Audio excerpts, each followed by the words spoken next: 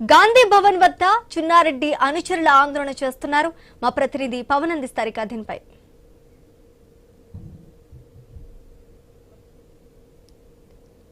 ఎదుర అటు చిన్నారెడ్డి వర్గీయులు మెగారెడ్డికి వ్యతిరేకంగా నినాదాల వైపు వినిపించడం జరుగుతుంది.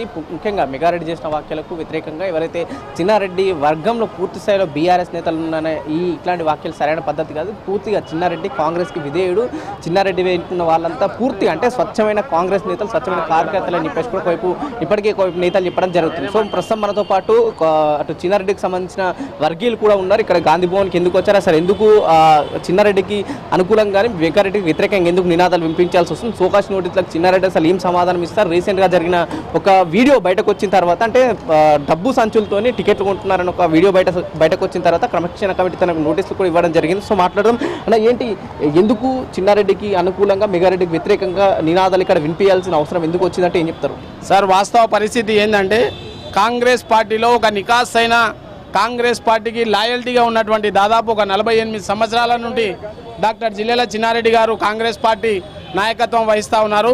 వారు ఎక్కడ కూడా మచ్చలేని నాయకుడిగా ఈరోజు వనపర్తి టు ఢిల్లీ వరకు అతని యొక్క బయోగ్రఫీ తీసుకుంటే ఎలాంటి అవినీతి లేనటువంటి నాయకుడు ఎవరైనా ఉన్నారంటే డాక్టర్ జిల్లెల చిన్నారెడ్డి గారు.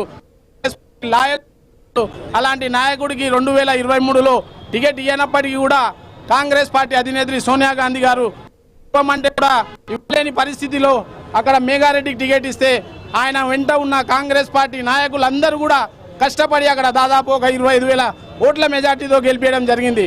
దాంట్లో భాగంగానే ఆయన ఏమంటున్నాడంటే ఈరోజు కాంగ్రెస్ పార్టీ కాదు, నేను సొంతంగా గెలిచిన అనే నినాదంతో కాన్స్టిట్యున్సీలో వెళ్తా ఉన్నాడు.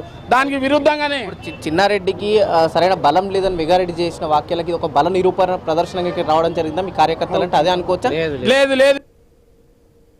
అంతా నికాసైన కాంగ్రెస్ పార్టీ నాయకులము. కాంగ్రెస్ పార్టీ ఏ కార్యక్రమం ఇచ్చినా హాత్ సే హాత్ జోడో కాడ నుంచి రైతు డిక్లరేషన్ కాడ నుంచి ఏ కార్యక్రమాన్ని ఇచ్చినా కూడా కాంగ్రెస్ పార్టీ కాంగ్రెస్ పార్టీ నాయకులం మేము. అందుకే ఈరోజు కాంగ్రెస్ పార్టీ యొక్క కార్యక్రమాలకి అన్నిటికీ కూడా మేము ఆ రోజు చేసి వనపర్తి నియోజకవర్గంలో కాంగ్రెస్ పార్టీ గెలుపుకు కృషి చేసినాం.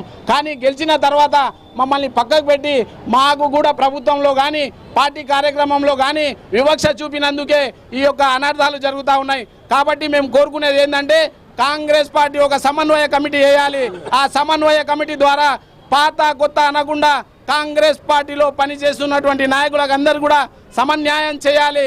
డాక్టర్ జిల్లెల చిన్నారెడ్డి గారికి కూడా ఇచ్చినటువంటి షోకాజ్ నోటీసులు ఆయన మీరు ఎక్కడ కనుక్కున్నా కూడా నికాస్ అయిన కాంగ్రెస్ పార్టీ నాయకుడే అనే చెప్తారు. ఎక్కడ ఒక్క రూపాయి అవినీతి చేయనటువంటి వ్యక్తి. షోకాజ్ నోటీసుల విషయంలో కూడా దాదాపు 18 మంది ఎమ్మెల్యేలు మాట్లాడడం జరిగింది. ఎవరైనా సరే పార్టీ క్రమశిక్షణ కానీ పార్టీ లైన్ దాటితే ఖచ్చితంగా వాళ్ళకు చర్యలు ఉంటాయని చెప్పేసి కూడా 18 మంది ఎమ్మెల్యేలు మాట్లాడడం జరిగింది. దాంట్లో చిన్నారెడ్డి గారి పేరు కూడా తీసుకున్న పరిస్థితి కనిపించింది. దాని విషయం ఏం చెప్తారు? దానికి ఏమంటే చిన్నారెడ్డి చాలా అసాధ్యుడు. ఆయన ఈత పడేంటుంటే ఇవాళ 48 సంవత్సరాలు వనపడతలు చేసిండు. చిన్నన్న అంటే వనపడత అంటారు, వనపడత అంటే చిన్నన్న. అసలు టికెట్ ఇప్పించి ఇవాళ వేరే వాళ్ళు తీసుకున్నారు. ఆ టికెట్ తీసుకొని ఈ ఇందిరామ కమిటీని ఎవరు లేకుండా ఎవరు పాత వాళ్ళు లేకుండా ఇందిరామ కమిటీ చేసిండు ఎమ్మెల్యే. చిన్నారెడ్డి చెప్పినందుకైనా మెగారెడ్డి దగ్గర డబ్బు సంచులు తీసుకొని టికెట్ ఇచ్చారని వ్యాఖ్య కొత్తగా మండలం ఓపెన్ చేస్తే అందరికి ఆహ్వానం పంపిండు. సారు వీళ్ళు రాలేదు, సారు ఆవేశం గురించి మేము ఇంత ఉన్నాం సార్, ఇన్నేళ్ళు అయింది ఆవేశానికి వచ్చినాము, వీళ్ళు ఇట్లా మాట్లాడుతున్నారు సార్ అంటే సార్ ఒక మాట మాట్లాడిండు. అంతేగాని ఆయన మచ్చలేని మహారాజు. ఏం చెప్తారు? కాంగ్రెస్ పార్టీ పిసిసి అధ్యక్షుడు కావచ్చు, లేకపోతే అటు ప్రభుత్వానికి రేవంత్ రెడ్డి గారికి ఏం చెప్పదలుచుకున్నారు? ఇప్పుడు చాలా సీనియర్ నాయకుడు చిన్నారెడ్డి గారు.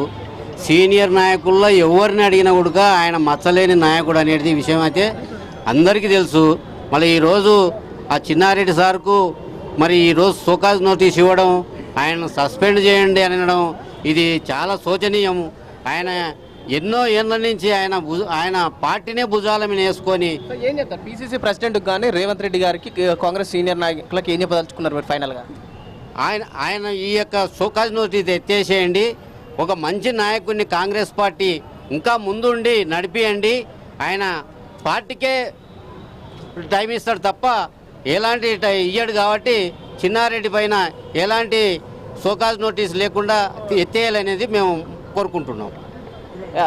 శ్రీజ, ఇది ఒకవైపు గాంధీ భవన్ ఎదుట చిన్నారెడ్డి వర్గీయులు కూడా ఒకవైపు ఆందోళన చేపట్టడం జరిగింది. ముఖ్యంగా సోకాజ్ నోటీసుల ఇష్యూలో, అంటే సోకాజ్ నోటీసులు ఎవరైతే చిన్నారెడ్డికి ఇవ్వడం వల్ల మేము పూర్తి స్థాయిలో అసంతృప్తిగా ఉన్నాం. దాదాపు 40 ఏళ్ళుగా కాంగ్రెస్ పార్టీకి విధేయుడుగా ఉండడం జరిగింది. అటు మెగారెడ్డికి టికెట్ ఇచ్చినప్పుడు కూడా చిన్నారెడ్డి వర్గీయులు, చిన్నారెడ్డి కూడా అటు తనని గెలిపించే విధంగానే వాళ్ళు ప్రోత్సహించారనే అంశాన్ని కూడా తెరపైకి తీసుకొచ్చి చిన్న వీడియో, అంటే కొంత ఆవేశపూర్తంగా మాట్లాడిన ఆ విషయాల్ని తను పూర్తి స్థాయి, అంటే కొంతమంది వక్రీకరించి వీడియోని తీసుకురావడం వల్లనే ఇంత వివాదం తెరకపోయింది. ఖచ్చితంగా తన సోకాజ్ నోటీస్ కూడా తను అటు సమాధానం ఇచ్చే అవకాశం ఉందని చెప్పేసి కూడా వర్గీయులు కూడా చెప్పడం జరుగుతుంది. సో చూద్దాం, ఒకవైపు టీపీసీసీ అధ్యక్షుడు మహేష్ కుమార్ గౌడ్ కానీ లేకపోతే కాంగ్రెస్ పార్టీ నాయకులు ఏ విధంగా ఈ విషయంలో స్పందిస్తారు అంశం కూడా మనం కాస్త వేచి చూడాల్సిన అవసరం అయితే ఖచ్చితంగా ఉంది. Over to studio.